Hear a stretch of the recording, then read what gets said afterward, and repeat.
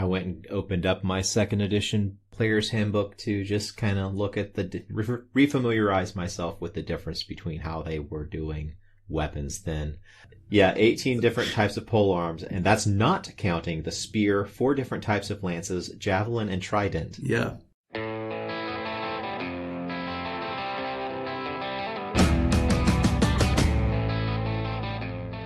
Hello, and welcome to this episode of the Alien Familiar RPG Podcast. I am Clayton. I'm Jordan. And I am Eliot. And before we get started, you can find show notes and more at alienfamiliar.com. You can email us at alienfamiliarmedia@gmail.com. We are on Facebook at facebook.com/alienfamiliarmedia. Or, I'm sorry, not media, at just facebook.com/alienfamiliar. And if you would like to help us out with supporting the show, you can do so at patreon.com/alienfamiliarmedia, where if you enjoy our content and would like to help us with hosting costs, any help you would be able to give us would be greatly appreciated. Thank you for joining us. Today we are going to be talking about weapons and armor in RPGs, and we're also going to be talking about historical accuracy and how, well, seemingly some game systems don't give two shits about historical accuracy. One thing that I'm going to link in the show notes for this is I'm going to link several YouTube channels that are really good for their explanation as to what different arms and armor from historical periods were like. Ironically enough, these are all the things that I linked in my very first Geek Things recommendation all the way back in episode 36. So I'm going to put links to Scala Gladiatoria, Lindy Beige, Shadiversity, and Metatron YouTube channels. I'm hoping to learn a little bit because for some reason my geekdom has never really delved too deep in the realism of war and magic, or war and weapons and armor and stuff. So I'm horribly ignorant about this stuff. Well, most of my information has just been gleaned over just the years of being exposed to it through tabletop games, but also video games, the different ways in which it's portrayed there. And that was the impetus for me wanting to learn more about it. Back when I was in high school, I got a book that was all about just weapons, an illustrative guide from 5000 to the 20th century. I'll put a link of that in the show notes, but that I recently discovered that book was updated to include weapons it was updated in 2007, and apparently the 2007 update of that book was absolutely atrocious. They just photocopied stuff from previous books and did a really shitty job of photocopying it. It looks really blurry and stuff in places, so I think I would be looking for a different update to that book whenever I want to get one. I'd like to add a YouTube channel to your list, Clayton. It's Modern History TV.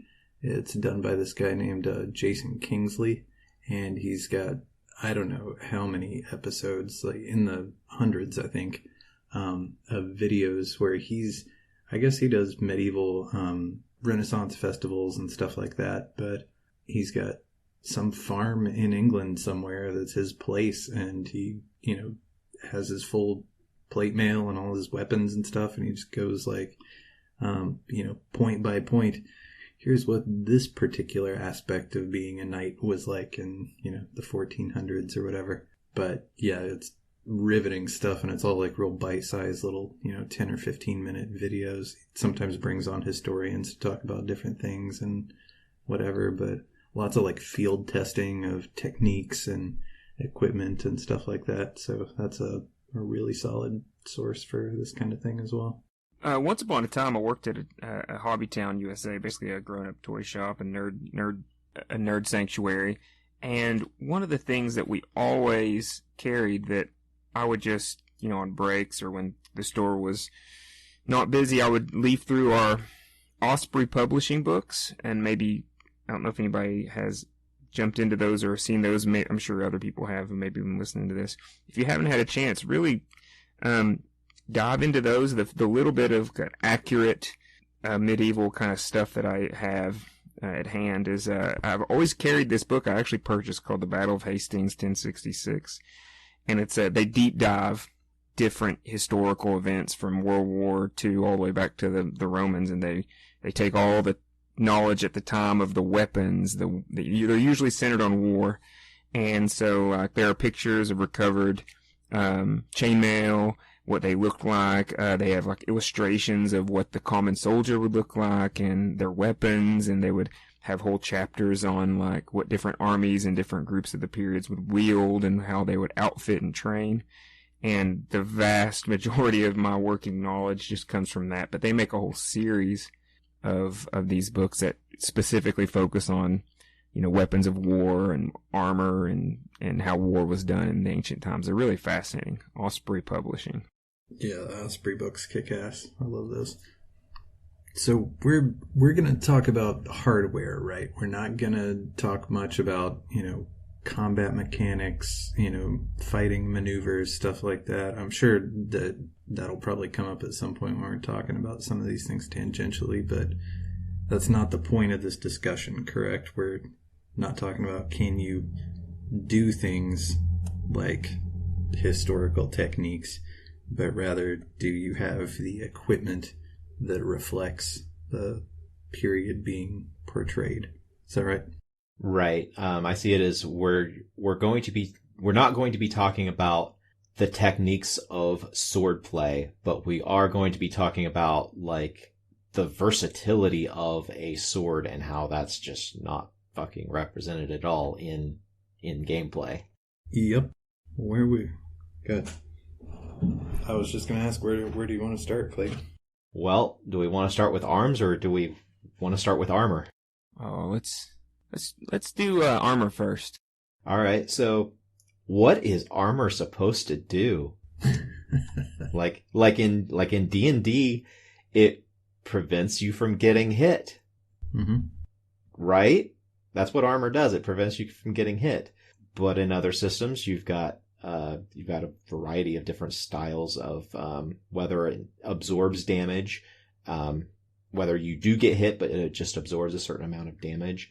Then there are other systems that go into, well, this particular armor is better against this particular type of attack and provides different values against these different types of attacks. And that gets to be a nightmare if you're going for realism in a game, but it really reflects how it was actually done. But I mean, whenever I'm playing D&D, there's a certain level of realism that I just want to ignore because then I just get bogged down in just the minutia of whether or not this longsword, which is a slashing weapon, whenever I attack against somebody who is wearing mail, and by mail I mean chain mail, well, that's a slashing attack. It protects really good against slashing because you can't cut through it, but then you got the fact that the longsword is effectively becoming a bludgeoning weapon, and the damage that the longsword does against a chainmail armor isn't a slash, it's just a huge blunt force trauma. Yeah, there's effectively like 3 different ways that an incoming attack can be dealt with, and D&D tries to compress all of those into this thing called an armor class. But the options that you have are evasion, just not getting hit at all, deflection, meaning, slightly making contact with whatever the incoming projectile or weapon is, but mostly redirecting its force away from you, and then absorption, where you just disperse that force over a wide enough area of your body and through a material that's sturdy enough that it's not going to do significant harm to you. And depending on what kind of attack is going on, you've got a completely different version of that. One of those different means of dealing with attacks being what armor class is. And it gets really weird sometimes because, like, for example, against grappling, if I'm in full plate mail, somehow I'm much harder to grapple than somebody that's just running around with normal clothes on. That doesn't make any sense at all, but that's how it works. Yeah. So I mean, in general, system-wise, I've personally never had a hard time separating the hit point system and the AC system from reality. Maybe because it is just so not reality. It's just one of those conceits that you have to have a game first. And I think realism should take a necessary backseat to game design.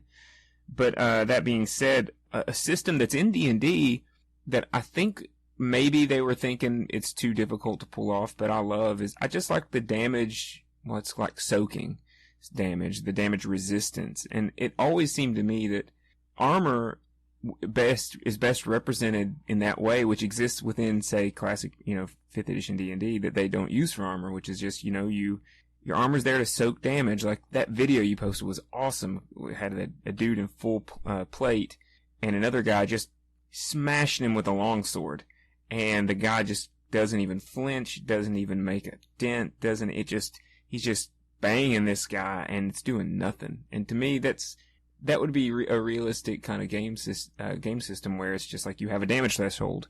You got to have a weapon that can do a certain amount of damage before it even gets to the player, gets to the character. That system that just reflects armor in what I think armor should be. Is there any system that does that, like as their armor system? Yes, absolutely. That's how Stormbringer, I think RuneQuest 2, both the Chaosium systems, that's how they handle medieval combat. You've got, like I was saying, you've got a dodge skill that would represent, complete evasion of a blow. You've got a parry skill that is part of your weapon skills to deflect things coming in, and you would have a parry for a shield and a parry for a sword, depending on what you want to do. But if it goes through both of those, possible evasion maneuvers, when it actually hits you, your armor has a rating, a damage reduction rating, and if I roll a D8 against you and get a 5 and your armor's 3, then you're going to take 2 damage that went through that armor. And yeah, it's one of my favorite systems of all time. And I guess this is another thing to bring up about the way that this is another one of those intersections of the gear and the combat system, how defense is so completely passive in Dungeons and Dragons. You never roll anything to block with your shield. You never roll anything to dodge out of the way. You're just standing there with this flat number. And unless you have like the one, I guess there's maybe like 2 instances of things you could do. If you're a wizard, you could do a reflexive like cast of a shield spell. And if you're a rogue, you could do, what is it? Is it evasion? No, it's uncanny dodge. Yeah, to have the damage of stuff as your reaction. But that's it. That's pretty much it. Unless you've got some other, class ability, there's no way to be a participant in your own defense. That drives me crazy. Yeah, that's one of the things that I love about particularly about the Apocalypse Engine games, Apocalypse World, Dungeon World, the way they deal with, I'm getting in the weeds here, I'm going up and I'm going far afield. They handle everything is a roll made by the player. The DM is not supposed to be rolling dice in that system. So everything that happens to the player is an active roll on the player's part. So how do they do that? How does that relate to their armor? Really, armor is just a reduction of damage. The way you get damaged in that system is enemies don't make attack rolls against you. On your turn, if you perform poorly whatever action you're trying to do, you might get damaged by the enemy based on your roll. So like, if you have a complete failure, then you're definitely getting hit by the enemy. If you have basically a partial success, then that might mean that the enemy gets a hit on you or some other effect takes place. If you get a complete success, then that means that you managed to damage the enemy without them damaging you. Oh. How does PvP work? You don't do that.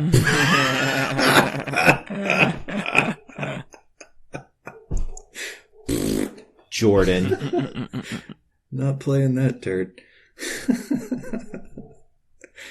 Well, I mean, another thing though and now this, we'll talk about getting far afield. Let's take it off role-playing games in general. I'm going to do my best impersonation of Joe Rogan here and pretend like I know something that I actually don't, but I'm going to try to pass it off that I do. But, it's my understanding that, history and archaeology and what we know about medieval times and the high era of knights and armor. I mean, really, armor's existed since, people could really go to mass war. So it's not like armor was anything new. But when I think armor and medieval combat is what comes to my mind. Full plate, lots of chainmail, big ass swords, and knights just going at it. Much of what we know about how that was done, the skill of it, the martial tradition, once I guess it was the longbow, right? That really kind of rendered that kind of art technology obsolete. Much of it was lost, right? We don't really know how they trained, how they fought, how they prepared with any great detail. I mean, am I wrong in there that you guys know of? Partially. There's a ton of fighting manuals that have survived because there were, all sorts of different sword fighting masters in different places, but especially in like Italy. And a lot of that got carried through as sort of a nobleman's pursuit, like into the Renaissance. I mean, for a while it was just a matter of like, self-defense things from, bandits on the streets or whatever. But there's long manuals that go into all these details. But I mean, I've got a reprinting of one of them, and a lot of times, because at the time fucking books themselves were new, nobody really knew a good way to lay out an instruction manual. So like, here's an illustration of two guys going at it and maybe a sentence or two of what's actually happening.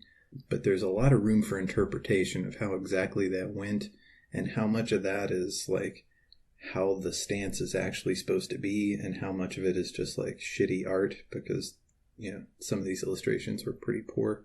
I think photorealistic artwork wasn't even really a thing yet. So that's like into the weeds, like technical stuff about how longsword fighting or poleaxe fighting or whatever was taught, and a lot of that had changed at that point because you're talking like 1600s when a lot of that stuff is around, and by that time people are walking around cities with maybe an arming doublet or some like fairly low protection armor. That's just their, evening walking around in the alleys kind of clothes. A lot of that's going to be the same for two guys slugging it out in full plate harness, but some of it is not the same. But just looking at that video showed that like a full-blown blast from a sword, that wasn't going to cut it when you're fighting another knight, Right. The way you'd take guys like that down is that you would literally just tackle them and pull out a dagger and try to get it down into the eye slits or up underneath their armpits or something. There was no, like, duking it out until someone gets their head cut off. That's kind of silly. Or if you had, like, a big hammer or something, try to crush something in so that they can't breathe and, maybe crush their helmet. But as far as, like, the large-scale warfare stuff, that stuff mostly comes from tapestries. And the Bayeux tapestries, like the big famous one.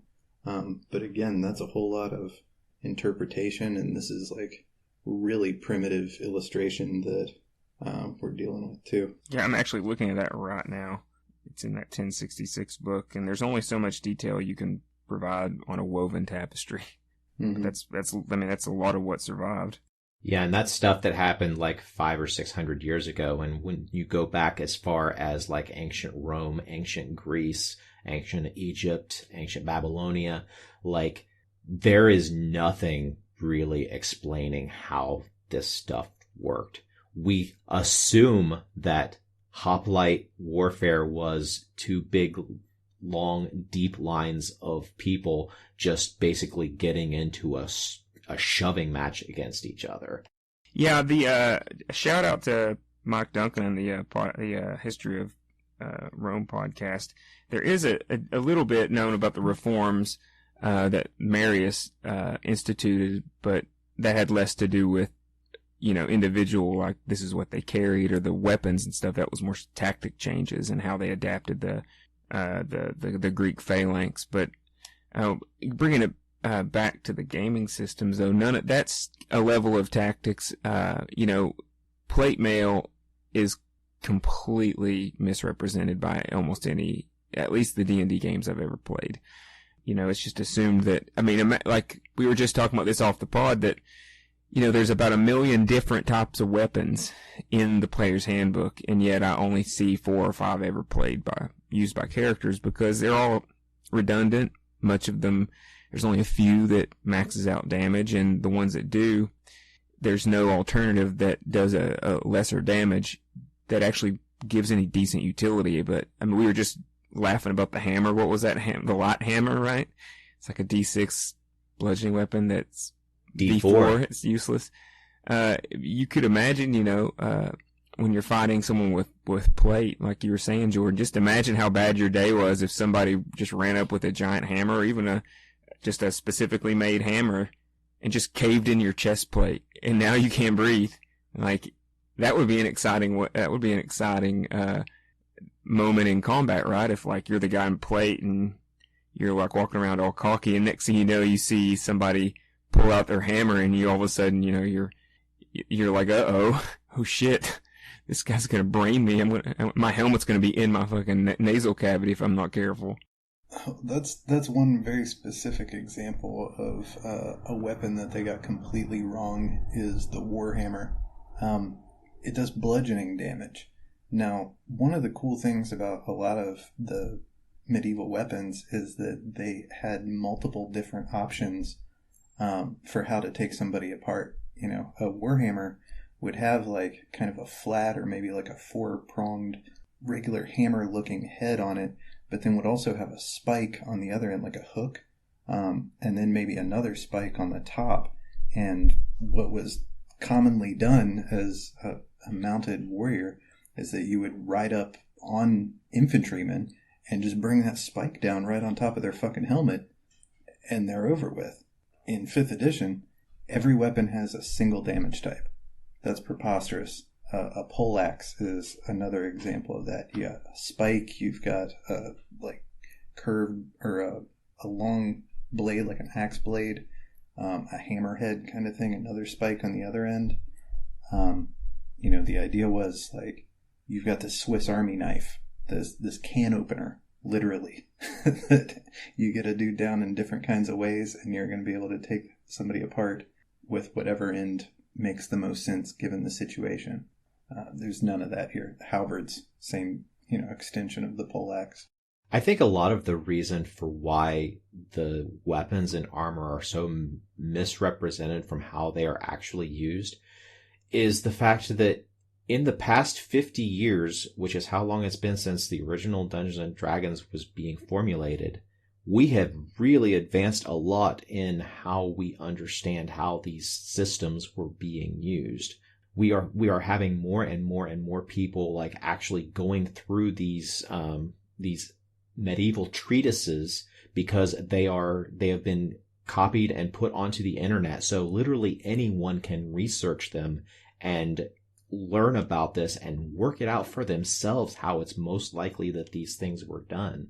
And we're still using this archaic mindset of how these weapons and armor were being used, and like what we refer to as full plate armor was so grossly misunderstood during the Victorian era that it took until like the past 20 or 30 years for us to understand just how wrong we were about it. Yeah, I think the rise of things like HEMA and historical reenactment has done a lot for that. The historical European martial arts, people can work out with long swords or whatever. Like, wait a second, this shit doesn't make sense. Like, I'm beating the hell out of this guy doing this one simple thing, but wait, it didn't work out the way we suspected. Sorry, Eliot, go ahead. No, it's just, two things comes to my mind there. It's like, for one, thanks Gary Gygax again for creating a generation of frustrated gamers who went on to become adults who took up the trade, and I would say those organizations owe a lot to just the popularizations of medieval times from the wargaming scene and D&D specifically, and thanks beyond that Tolkien for inspiring the whole genre. But then again, at what point do you sacrifice? Once again, I think we always get back to this when we critique any game. It's like, at what point do you sacrifice realism for complexity to enhance the fun? People are different. I don't like that defense because I've seen it done better in other games that are about as complex or even less complex.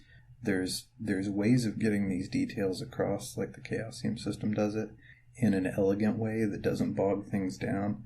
And the extra work, I think, actually is more fun. Like, when I get to roll, to block an incoming blow, like, I feel like I'm sword fighting when I'm playing that game. When I'm playing Dungeons & Dragons, I feel like I'm playing Rock'em Sock'em Robots. You know what I mean?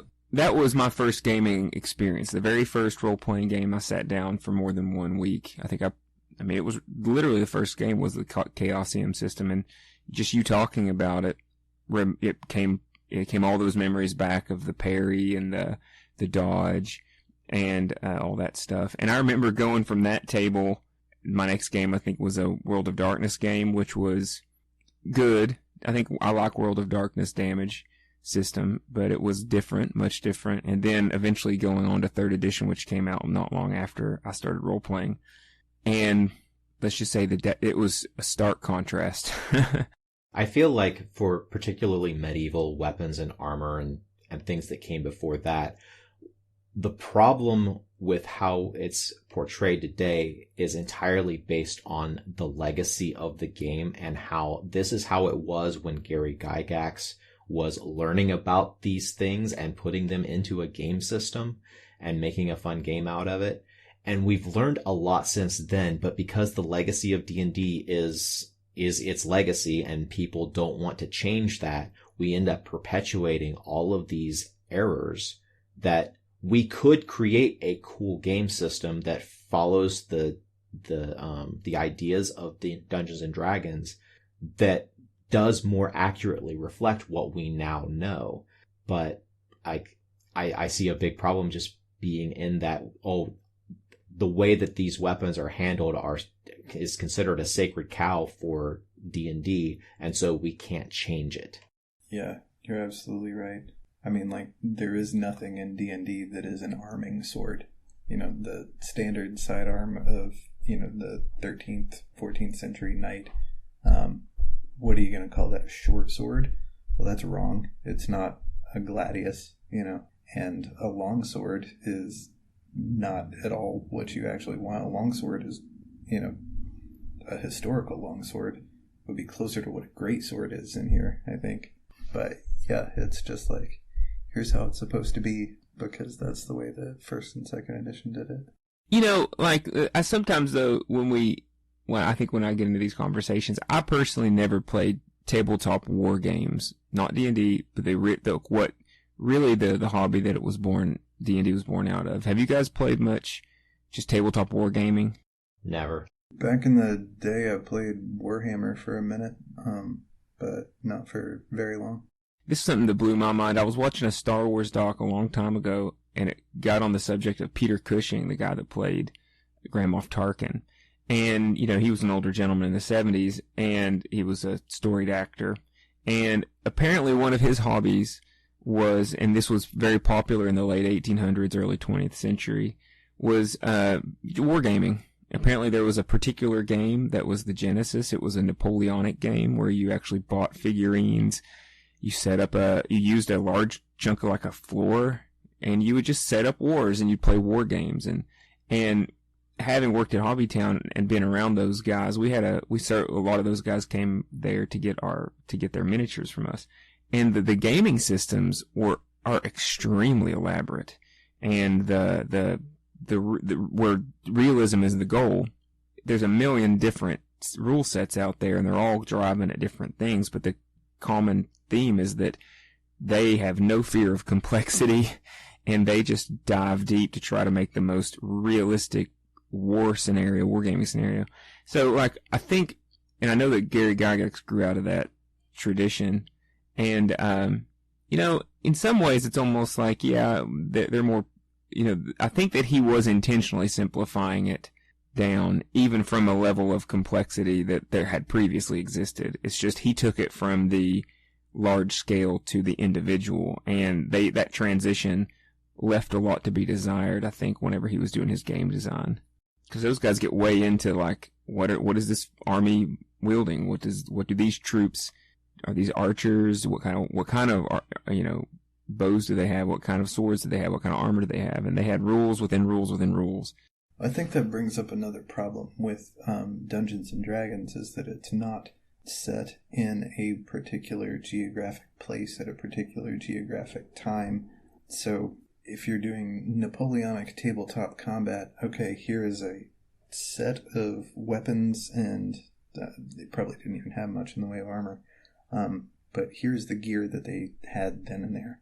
But with D&D, like, they're trying to represent everything from, Bronze Age kind of technology up to, the Renaissance. And a lot of it doesn't make any sense because these weapons didn't exist, contemporarily with each other. So for some reason, they take this, 3,000 years worth of weapons and try to make them balanced with each other. But that doesn't make any sense. That completely ignores the whole progress. The whole, that's what an arms race is. Making better weapons than your enemy over time. Jordan, you're making me think of my character who was a fighter who was armed with a khopesh and running around in full plate armor. A khopesh being an ancient Egyptian weapon, and then medieval armor created in the 14th, 15th century, whenever they had to make armor proof against bullets. So yeah, there's absolutely no delineation between what was available at different time frames, because you're literally throwing everything in there together and just assuming that this is how this needs to be balanced out to work. I favor systems that have, like the like I mentioned earlier, the Apocalypse Engine system, where you've got weapons that you have a base weapon and then you just add things on top of it to give it those unique flares that would represent a different, like looking at the variety of Jordan, you mentioned an arming sword. A sword of that length that has a blade length of 30 inches, and it has a handle that's big enough to fit in one hand. The sheer amount of variety that was available in Europe in the 1400s for that description of a weapon, and that's ignoring everything else that was ever made in the entire world over the course of human history, which would also meet that criteria. There's not really a way of differentiating one weapon for another. And there's one of the books that I really loved in 3rd edition was the Arms and Equipment Guide. And one of the things that it did that I really wish was become a part of every D&D edition in the player's handbook is they listed a bunch of stats, and then they gave examples of all the different types of weapons they would list a short sword, and then they would list all of the different swords from Europe, from Africa, from near Asia, from the Far East, all of those different weapons that kind of meet that statistic or that dice requirement, that the stat requirement for a short sword. And it gave some advice on how to make that unique, make that its own weapon. And that brings something else to my mind too. One thing that I've never seen any role-playing game do well is to just take into consideration craftsmanship, quality of the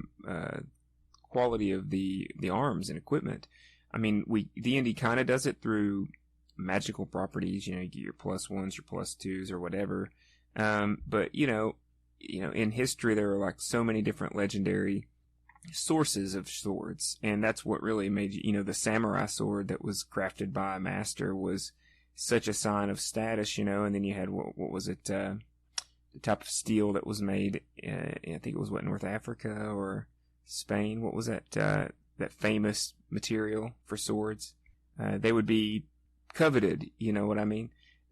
Wearing out weapons and then breaking or having to even maintenance. I mean, if you were a crusader, on your way to a big battle, or you're going from one battle to the next, like, you'd be maintaining your weapons and equipment would be a huge part of your routine. And I don't know the last time I saw, or I even thought in a game to, maybe I should sharpen my sword, Like, I've seen cool relic weapons they pulled out of burial sites and stuff from the early Iron Age or whatever that would have been, I mean, yeah, they were eroded and stuff from time, but they were clearly like chipped and like worn and stuff, but they were still very effective. And that would be scary to have some dude with a real well-worn, knotted, chipped away sword, because you're like, oh shit, this guy's killed a lot of people with that. Yeah.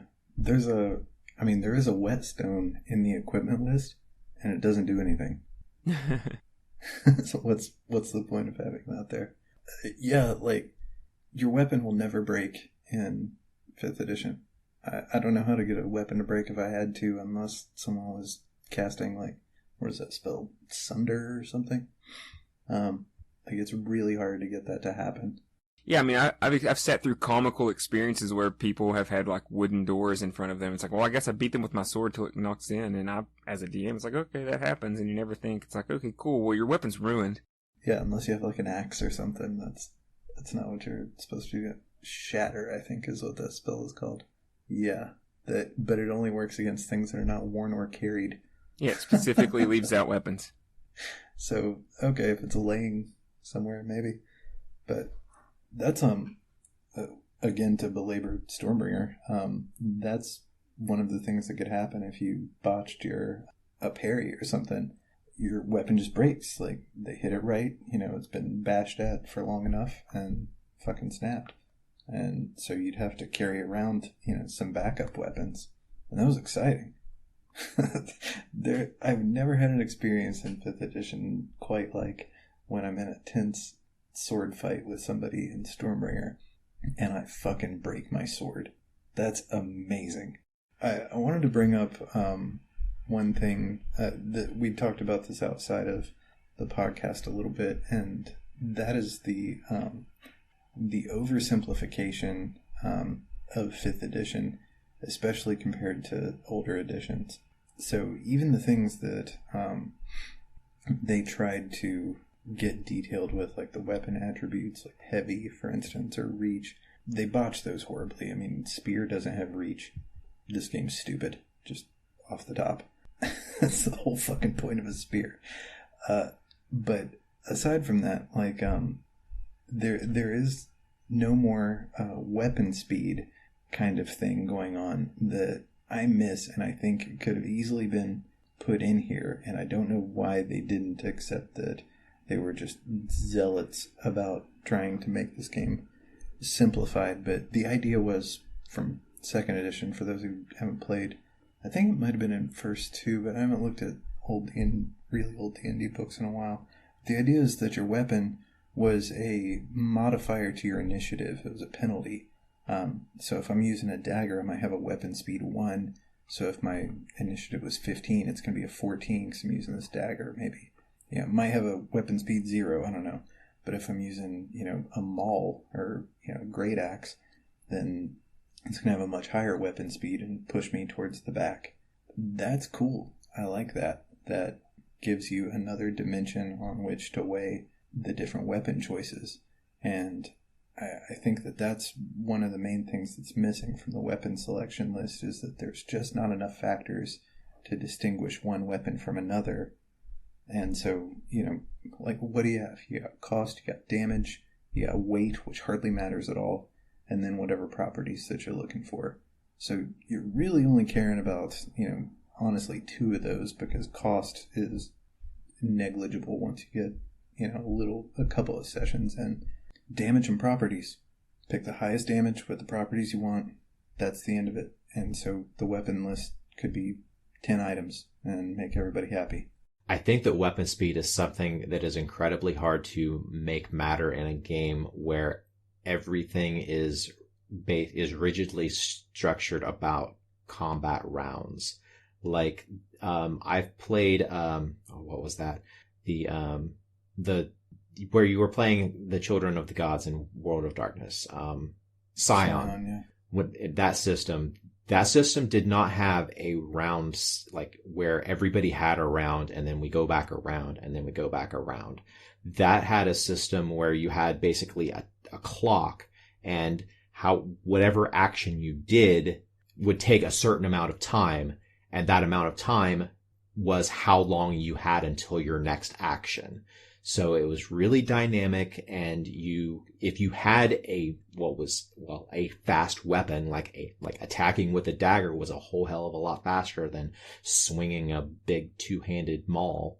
I could see in a game system like that where weapon speed being a really big factor, because you would literally be able to get multiple attacks with this weapon. Or like, Jordan, what you had in Apocalyptia was where certain weapons you can attack additional times. If you do something like that, it works well, but I think that with the D&D or any other system where you are rigidly stuck in going in combat rounds, it's harder to do. It's better in systems where initiative changes every single round, but even then it seems to it bogs down the game too much for my tastes, because I just don't like systems where the initiative changes every single round. That was the thought that I had when we were discussing, and really throughout the course of this last 15, 20 minutes, is, at what point do all these little mini games, I guess you could call them, almost become a warrior's spell components? I mean, here we are bagging on D&D as usual, asking for a little more complexity, and yet one of the places where there is some cumbersome complexity is almost always completely ignored. I mean, I know as a DM, I encourage my players to keep up with their spell components, but I'm not going to check that crap. I don't know what your spell components are. I don't really care. I don't want it to bog down the game because you guys have to take a side quest to go get some, like, owl feathers, But, I mean, maybe I'm missing the boat there. Maybe that can lead to fun content generation, but I could see a lot of those things get quickly kind of, hated. I think there's a big difference. Let me try to explain why I think this, because I'm just now like formulating this as I speak. But I think the reason that those two things are very different sorts of systems is that the spell component system, it contributes nothing. It's just prohibitive. And, maybe there's, adventure seeds or whatever to go get, strange components or whatever. But mechanically speaking, all it is a blocker on your character's ability to do stuff. Whereas the stuff that I'm trying to talk about here with, having different things to consider about what your weapons can do and, what your armor is good against and like the dynamics of combat, that's more stuff that you can do and more options within combat. So it's not prohibiting anything. It's not standing in the way. It's giving you more things to think about while you're doing this. And also, spell components are specific to certain classes of characters, whereas the combat system is shared by everybody. Some people focus on it more than others, but, everybody is involved in combat in some way. So I think it's a little bit more fundamental and, not as spell components are a penalty on wizards. Yeah, that's true too.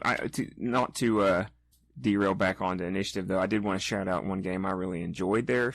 I really enjoyed the Deadlands, old classic Deadlands initiative system. I always thought that was interesting, and it did affect what kind of weapons you wanted to get. If you knew you had a high quick draw or high speed, you drew off the top of a card deck, and so the faster you were, the more successes you would get during your combat turn. So you would just draw more cards, and so if you drew good, you could draw like high suits, and high suits would go first, and that's how they went down the line. But it's possible that a slower character may only have 1-2 actions, but your gunslinger, you could have 4 or 5, different actions in the same round that another player had 1 or 2. And if you also then had a gun that was like you could fire off multiple times, or you dual wielded two weapons, holy cow, you could deal the death fast. And the system was pretty lethal too. So if you were a gunslinger, holy cow. And we haven't talked about guns. I mean, do we want to? I mean, do we want to bring guns and how the different? I know that me personally in fantasy settings, I loathe the game settings that give you access to guns. Me personally, but that's just like I like more medieval, early medieval kind of fantasy games. If you're doing like a steampunky Victorian or like high fantasy game, I mean, do you guys like introducing guns into this kind of a system? I will say that guns before cartridges and before you could fire off multiple rounds without having to reload, before that, guns fucking sucked, and you cannot balance that. I just hate them. I don't know why. Like, if I want to shoot a gun, I'll shoot a gun in like a modern day game setting or something similar. I just, for some reason, always hate that guy who rolls into the party and you're wielding your sword or whatever, and the guy's like, yeah, I've got a blunderbuss or whatever they were called, the hand cannon basically. I'm like, oh god, here we go. This guy's at the table. Ugh. I should clarify, the game rules for guns before cartridge and multiple firings always suck. I haven't seen a game system that handles it well. There's a reason why guns took over the battlefield and obliterated the need for armor up until the late 20th century. Guns were so dominant on the battlefield. To make a balanced game with guns and also other types of weapons, you really just can't do it. Yeah, feudal Japan is a good example where there was that period after when there was the samurais and all that culture, and then all of a sudden they met the West and they started using muskets and stuff like that. There was that weird overlapping time. I think that'd be a good version. Kind of, what is it, Legend of the Five Rings kind of era. I don't know if that's exactly correct, but how basically a feudal society in war had to quickly integrate fairly sophisticated guns is an interesting period in time, which would probably lend itself to a role-playing game that could do guns well in the way I'm thinking about it, but I've not seen it done good. Well, feudal Japan had firearms from the 1400s. They just were stuck with, I think matchlock is the types of guns because there was a Portuguese trading vessel that brought firearms to Japan in like the 1400s, but Japan never developed better guns, and they remained isolationists up until like the 1870s, 1880s, and that's when they had this big catch up. So you, like, through the majority of samurai culture, you had firearms there in Japan, but they were basically the crappiest version of guns. Yeah, this goes back to what I was saying about D&D not being in any particular era or geographic location. Yeah, once you get guns in Western civilization and, the late 1500s, war changes completely. It all becomes, a line of dudes with pikes and then a line of dudes behind them with, shitty muskets, basically. And maybe they're shitty, maybe some portion of them explode or are horribly inaccurate, but if you got a row of 30 guys shooting a volley, like, fuck that dude on a horse. Well, this also that's another thing. I'm glad you mentioned that, because one thing I've always wanted, especially, as you roll into higher level games and you assume that player characters have some sort of renown or prestige, the armor and the weapons that we usually see people have in like adventuring parties are often the weapons of war for mass war combat, But I mean, I'm trying to think, like maybe Lord of the Rings, I guess, would be a good example. Who wore plate mail in the Fellowship? No, nobody, because I mean, I guess it would be overkill. I mean, I guess a lot of the armor system that people look to D&D to have, they want to be a knight with plate that travels. That's like Arthurian kind of ideals, where that wasn't totally realistic. I don't know if you were a knight in the Middle Ages, if it would definitely behoove you to always, I mean, other than to show your status, were you always wearing your plate mail? Like, we have one player in my game right now that I don't know he's ever doffed his plate ever. I know I never have whenever I have a character that has plate. And yet, if you owned plate, would you even have that on the majority of time? No, absolutely not. And that's what stuff like a chain shirt, a male shirt was supposed to be for. I mean, throughout the Crusades, they didn't have plate mail. They had, they had a padded coat underneath. They had a male shirt, maybe, and a tabard over top of that. And then a big bucket helmet or something. But even once you get plate mail, it's a very, very exclusive group of people that have that. And, it's a lot of maintenance. It's a lot of expense to keep that up. And it's a little bit more like in a modern context being like a fighter pilot.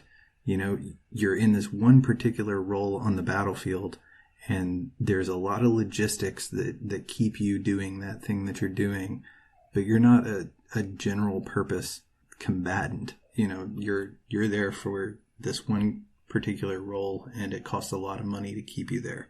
I mean, weren't they often mounted as well? Wasn't that part of the whole That's what I'm saying. Night idea? You were mainly cavalry to swoop in, swoop out, take a few hits and not get hurt, and then swing back around. Everybody else would be on foot wearing chain or leather or whatever, wielding probably like an axe and maybe even like a small shield. That's about a helmet. That's about it.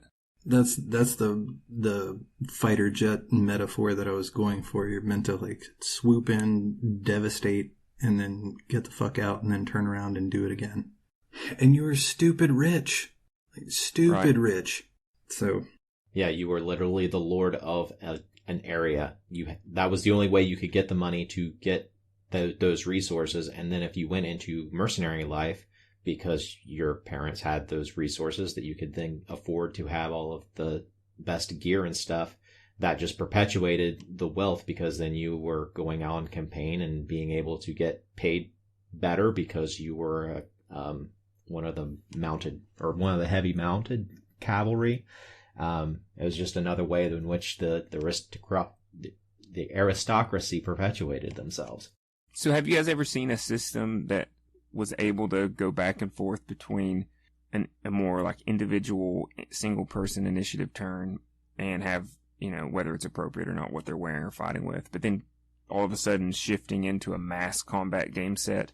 I've been thinking a lot about that recently, how to really lend scope to could you run a game that's a role-playing game first that actually has the ability to then simulate kind of like a battle of 7 armies or whatever, that the culmination of the game is the players actually being able to play out like a large set battle. Clayton, I believe we have some experience with exactly this sort of thing. A little bit. Well, D&D has always had supplements that have tried to do just that. The game Jordan is referring to is a Savage Worlds game that we played, the Abena game that we've talked about several times on this campaign.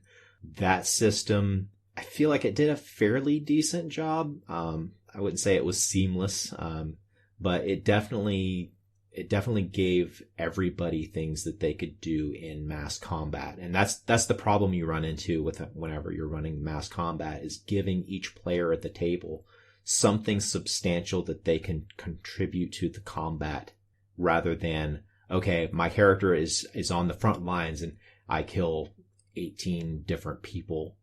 Now go to the next person, they kill their people. Right, that's lame.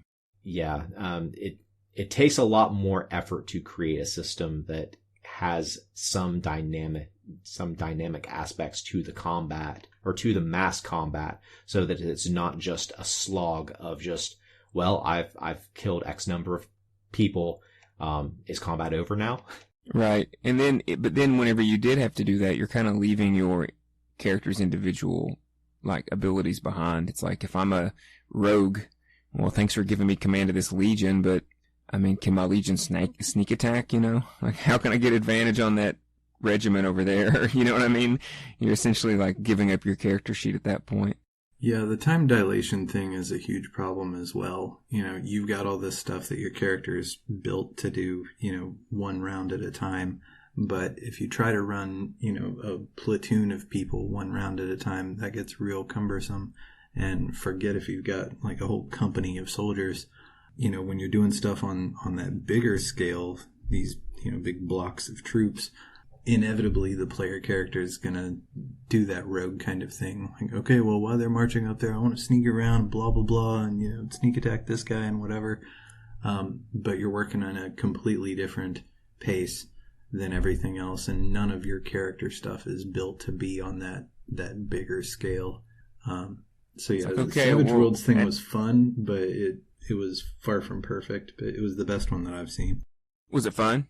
Yeah, it had a lot of cool stuff about like army level traits that you could purchase, and like specialized troops or like tactics or whatever. Like, I think our thing was that we had a lot of heavy infantry guys and then dudes with crossbows, and I was basically trying to do that thing that I was just describing, like big old defensive infantry and then a whole bunch of essentially like ranged artillery guys behind them, and just do like machine gun turtle kind of formation wherever I could, and it worked out pretty good. But yeah, when you get to individual player characters and magic on that level, like, you're just kind of playing a completely different game at that point. That's what I've always wanted to have, like in a D&D game. At some point have this just like massive confrontation where there's like there's like war mages, contingents of war mages. Look, what would that tactically, what would that look like? It was just, to me, that'd be fascinating. Like, you'd have wizards flying around the battlefield, casting area of effect spells strategically, stuff like that. It'd be so cool.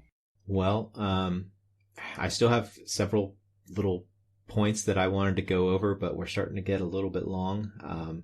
Are you guys ready to move on to geek things? Sure. Or are there any final points you want to do? If you had some other stuff you want to talk about, I'm fine to stick around. I don't know that I have anything off the top of my head to say at the moment, but yeah, riff on a few of your points and we can wrap it up. I've just kind of wanted to just point out, like, specifically with D&D and something from D&D that has been copied over into other game systems. What the hell is medium and heavy armor? Like, what's the difference in real life? Got me. It's a very good question. What is medium armor? I mean, the D&D 5th edition distinction is you have some dexterity in medium armor, but not in heavy armor. And this video that we've been alluded to is a video I've posted that I will share with you all, share in the show notes, of like basically what all can be done in full plate armor. Just kind of blowing out of the water the idea that if you're in full plate armor, you can't move around. You don't have agility. It's a video of a guy doing like jumping jacks, doing push-ups, doing tumbles, running at basically full tilt, and you can tell that this guy is booking it. And God help you if you are standing and he just decides to plow into you.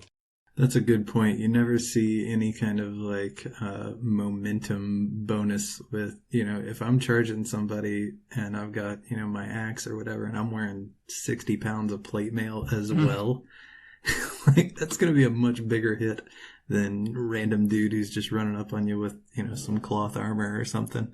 That is true, but the fighter's combat mobility stuff, like the combat maneuvers, I should say, has some fun stuff with movement where you can force movement with different attacks. But yeah, it never takes into account, like, you never get an advantage or whatever because you're in plate. That'd be awesome, though. I've kicked a lot of people off cliffs and over ships and out windows. I've done a lot of that in my D&D time. It's always the most satisfying maneuver. I would love to get some plate and get some advantage on stuff like that, and that's a bad day as a DM.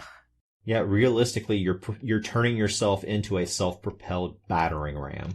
For sure. And like you were saying, Eliot, if other people were trying to do things against you that would require like strength rolls or something, you're much more massive than you were before. You got another, quarter or third of a person, whatever, strapped on top of you in steel plate. It should be harder to move you around. There's literally more weight there. But to your point, Clayton, about armor, someone please tell me the difference between a simple and a martial weapon. Well, I think originally, like this is way older than 3rd edition, but I think originally a simple weapon was an implement that had other uses. So like a club. A club has multiple uses and it's not specifically a battlefield weapon. I think originally martial weapons were weapons designed to be battlefield weapons. And simple weapons are like a scythe, because a scythe is used in the harvest. A sickle is used in the harvest. Clubs are used to beat and thresh grain, stuff like that. I think that's the original intent behind the distinction between simple and martial. But that distinction has gone by the wayside over the years. Don't even get me started on monk weapons.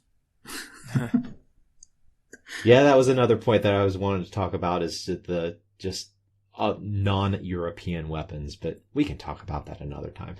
That'd be a great little episode. Yeah. I have one last question for you guys. Just show of hands. Do you guys prefer the glaive or the halberd? I really don't know the difference. There isn't one. That's the whole point. They're statistically identical in every way. I mean, that's true of a lot of those, right? I think those are the only ones that are exactly identical. Oh, Every really? single column is exactly the same thing except the name. Nice. Yep. Way to go, guys. Way to go. What's their names? The glaive and the halberd? Mike Merles and Jeremy Crawford. Oh, yeah. Come defend yourselves one day, boys. Please do. I got lots of points. All right, let's go ahead on to geek things. I've got 2, one of which I'm sure everybody, both of you are aware of. So the season 2 of The Mandalorian has a release date, and it's going to start coming out October 30th. So I can't wait for that to start up. The character posters for that was released not too long ago. Nothing special about those, but they're just a picture of the Mandalorian and the baby and a couple of other characters. But definitely looking so forward to Mandalorian season 2 when it comes out. I hope it's half as good as the first season. The other thing that I have is a YouTube series called Scaredy Cats. It's a essay style YouTube channel about horror movies. This is not to be confused with the podcast Scaredy Cats, which came out later, which is a podcast about a limited run podcast of several people who are showing horror movies to one of their friends who has never watched horror movies. I recommend the Scaredy Cats YouTube channel, which came first. Go ahead, Jordan. I watched a movie last night that I've not seen in several years, and let me tell you, it holds up. It's doesn't have anything to do with medieval stuff, but it is totally in line with like World of Darkness, like Hunter kind of stuff. If you haven't seen the movie Frailty, give it a shot. It's Bill Paxton, Matthew McConaughey, Powers Booth. It's almost 20 years old. Came out in 2001. It's about these kids growing up in the 70s, and their dad, who up until then had been a normal dude, comes in and says, "I've had a dream. God has come to me. It is our mission to kill demons on this earth, and he's going to be sending me a list. So let's get ready, boys." The one kid's completely into it. The other kid's, "Dad, you're a murderer. You're losing your mind." It's just about this ongoing, killing spree, I guess, that dad goes on and the kids help with, and all this crazy shit around it. And is dad right? Are these people actually demons? Or are these just human beings and dad's lost his mind? Like, it's kind of up in the air.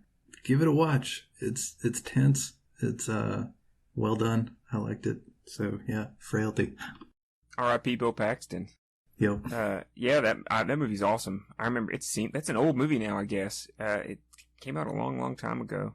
I'd forgotten it existed. It's really good. Yeah, I remember watching it closer to the time it came out, and it really knocked my socks off. That's a great movie. Before we did our Hunter game, I specifically watched that particular movie. And every time I play World of Darkness, I watch that movie. I'll keep the theme of TV show and then a YouTube recommendation. I've been enjoying Cobra Kai. I don't know if anybody's mentioned that on here before, but it's been out for a while now. It's everybody should know. If you don't, it's the sequel series that's now on Netflix, to The Karate Kid. Has all the original actors reprising all their original roles, except for those who have passed. And, a few years ago, a YouTube video went viral about how basically in The Karate Kid, Daniel's the bad guy, and it backs it up with a lot of scenes from the movie that makes it kind of like, you can kind of see the point. If you go back and watch Karate Kid, he kind of swoops in and takes this dude's girl and then gets in the middle of them having a small little fight, then punches him out of nowhere, and then proceeds to like torment this poor kid until he finally beats him in this big tournament. And it kind of picks up making Johnny Lawrence the star. It's really good. It's not it's not too serious, just like Karate Kid, but it has its moments and it grows the story, and it's really fun. Me and my wife started watching it again yesterday. It was really good. They picked it up for Netflix, bought it recently. It was on YouTube, so not a lot of people saw it, but it was a pretty big hit over there. And now Netflix has got it, and they've ordered 2 more seasons, so it's 2 seasons out now. They're both really good. Seasons 3 and 4 are already greenlit, and I think season 3 comes out in January, where apparently my wife was telling me, she looked it up, apparently it goes to Japan, which is going to be cool. And then secondly, I've been going back through my Lord of the Rings. I'm less of a Lord of the Rings guy and more a Silmarillion guy, surprisingly. I've not finished the Lord of the Rings, but I've read the Silmarillion 2 or 3 times. And there's a YouTube channel on there that really nerds out about Tolkien's mythology called Men of the West. They do a bunch of really great videos on all the Tolkien lore, and it goes throughout all the various books, and just good stuff. The Lord of the Rings suits the fall for me, so I've found myself back in Middle Earth again. It's been great. All right, guys. What do you say we stop this bullshit and start rolling some dice? Let's do it.